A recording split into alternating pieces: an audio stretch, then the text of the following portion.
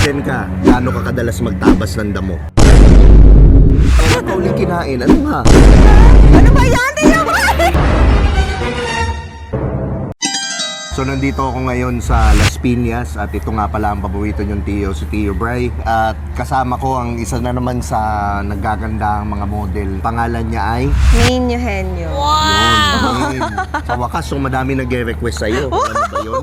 Main, ilang taong ka na ulit? 29. Ayan. Yung buko, nililipad. 29, pwedeng na. Pwedeng, anong Pwede ka na bang contentin? Oo naman. Pwede na, nasa tamang edad na. Nasa tamang edad na, ano pang hinihintay natin contentin na yan. Okay, first question. Tito o fuckboy? Hirap naman ang tanong mo. Tiyo Bray o Agatep? Parang ganun yung tanong na. Siyempre dun tayo sa Tiyo Bray. Tito, may Yan, Dahil walang pera ang Agatep.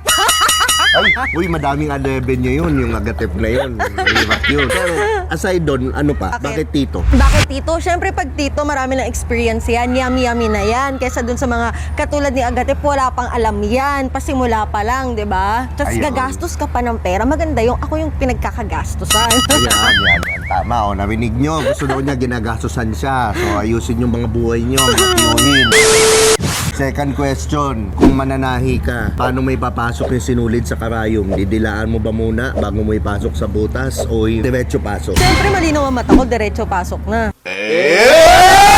Diretso pasok? Ay, grabe ha. Diba? Grabe, diretso. Di ba tayo pa yun? Pang matanda lang yun, yung gumagawa nun matatanda lang. Kasi syempre malabo pang mata nila, so nahihirapan sila, hindi pa nila kaya i-shoot ng agad-agad. So tayo mga nasa edad ng 29, kayang-kaya yan kahit madilim pa, kahit nakapikit. Ang galing! Diba? Grabe. Third question, kung punong kahoy ka, kailan ka huling sinibak? Grabe naman yun. Punong kahoy? Kung Bakit? punong kahoy. Oo. Teka lang Last week, 5 minutes 5 ago. minutes. 5 minutes ago? Ay, grabe. Kanino? Parang ang bilis nung kanina magkasama tayo 5 Magkasama minutes. ba? Baka ikaw yun. Hindi ako yun. Ako, mabait ako ha. Huling-huli. 5 minutes ago. Quality ba o hindi? Siyempre quality. Kinaligot sinundot ang kanyang eng-eng. Okay. Ayos. Pwede yan, pwede. Anong masasabi mo na yung mga magsasaka naghihirap? Kasi wala silang makain, kulang, undervalued sila. Ha? Yung sinasaka nila, pwede na lang kainin yun. Here I come. Oh, here I come. Oh. Yung magsasaka, ikaw yung lupain. Gaano ka kadalas dapat araruhin?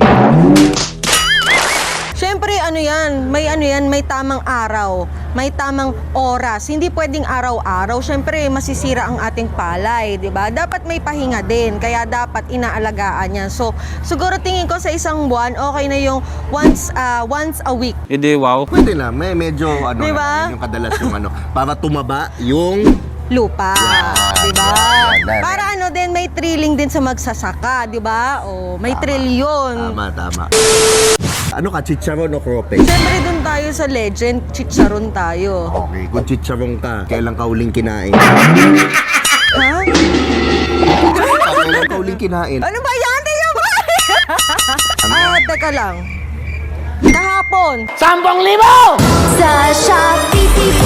Kahapon Nagbilang yung pa, kainan. no? Kahapon lang Okay. pala. Oo, kahapon. Kung chicharon ka, gaano ka kaingay kainin? Rate from 1 to 10. Ano ko hindi matunog pero sobrang sarap.